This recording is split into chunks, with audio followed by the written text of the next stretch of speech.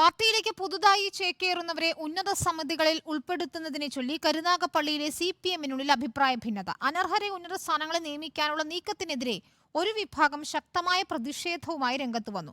CPM Karunagappally area കമ്മിറ്റിയിലാണ് പ്രതിഷേധമുണ്ടായത്. വിവിധ പാർട്ടികളിൽ നിന്ന് വന്നവരെ CPM-ന്റെ ഉന്നത സമിതികളിൽ ഉൾപ്പെടുത്തുന്നതുമായി ബന്ധപ്പെട്ട വിഷയത്തിൽ കരുനാഗപ്പള്ളിയിലെ CPM-നുള്ളിൽ അഭിപ്രായ ഭിന്നത രൂക്ഷമായി.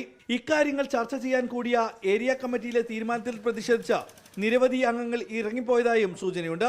സംസ്ഥാന കമ്മിറ്റി അംഗം സോമപ്രസാദ് ഉൾപ്പെടെയുള്ള മുതിർന്ന നേതാക്കളുടെ സാന്നിധ്യത്തിൽ കൂടിയ ഏരിയ കമ്മിറ്റിയിലാണ് പ്രതിഷേധം ഉയർന്നത്.